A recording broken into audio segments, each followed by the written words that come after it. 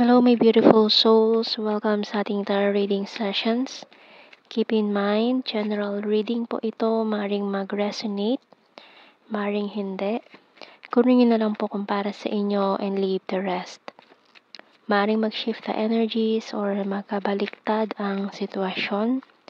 Kaya kayo na pong bahala kung saan kayo nakalugar sa reading natin. Okay? Let's see.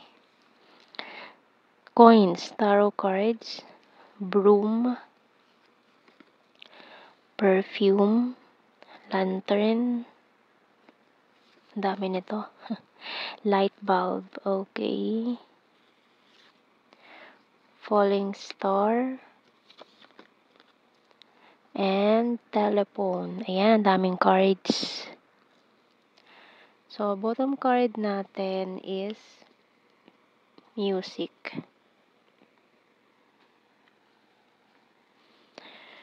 Okay, so may hindi na naman makakatulog dito with the lantern. So, ayan, pinag-iisipan niyang tumawag sa'yo. And lalo na kapag nagsa-sound trip siya, maraming memories na bumabalik. Parang, unti-unting bumabalik lahat ng memories niya together. So, maaari nagkaroon ng third-party situation, karmic partner with the coins. And this person is really missing you, especially your scent, lalo na pag naaamoy niya yung favorite na perfume mo. Inisip niya ikaw yon or wini-wish niya sana ikaw yon.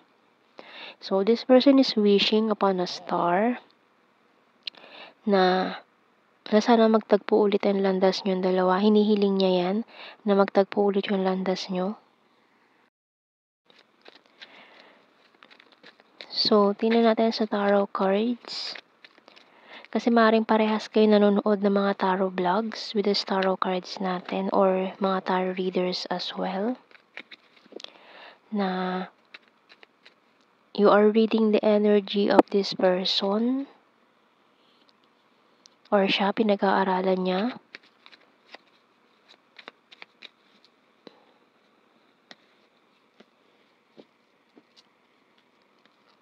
We have here the Six of Pentacles, King of Pentacles, Nine of Wands, Page of Wands,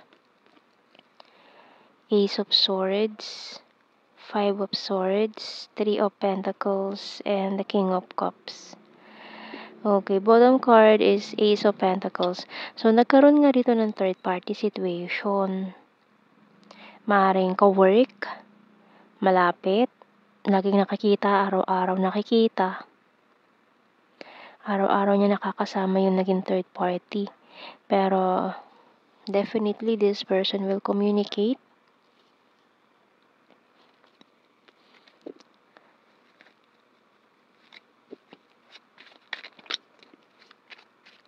Kasi parang ikaw yung umiwas na eh. Kasi nalaman mo na may iba, may third party. Kaya ikaw na yung umiwas. Ikaw na yung kusang nag-eliminate sa sarili mo sa equation para wala na masyadong problem kahit na hindi mo pa masyadong matanggap. Talking to you telepathically. I watch you from afar, kung lalo kung long distance situation. You're so sweet and caring, feeling betrayed. Ayan, kasi this person cheated on you. Working hard for our future. I will start to save money, keeping tabs on you. Pero inaalam pa rin niya yung mga ganap sa buhay mo. May mga pinagtatanungan siya tungkol sa'yo. Patiently waiting, and I want commitment. So, kuha tayo ng message ng Archangel natin.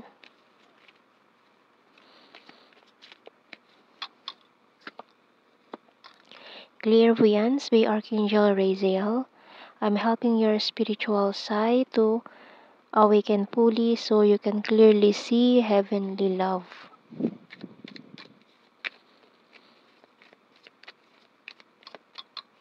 So, itong call na ito, maaaring mangyari ito ng night or madaling araw, ganun. Becoming a better person. I wonder if you're happy without me. You speak to me through music. Ayan.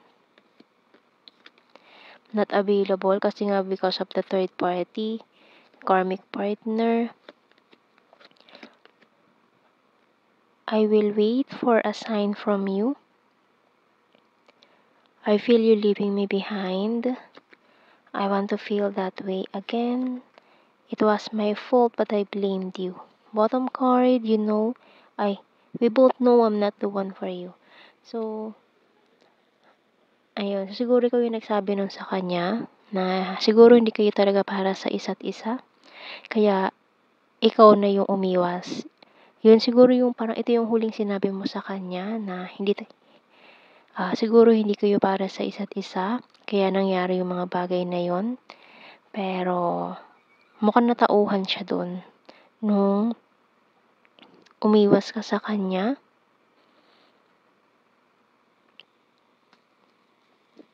Tingnan natin. Initials. Kuha tayo ng initials. Z-A, letter M, J, B, W, X, Max, N, N,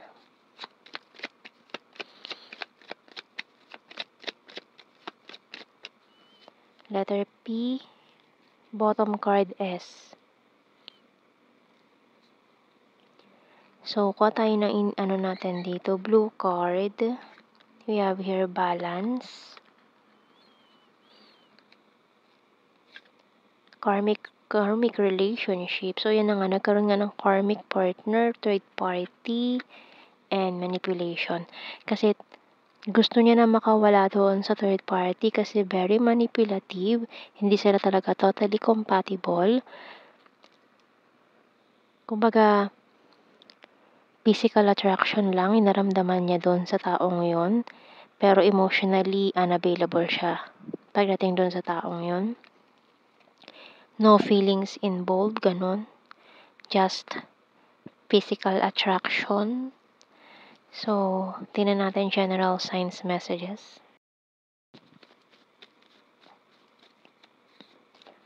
Very lucky. Number 8. Uy, lucky number. Infinity symbol.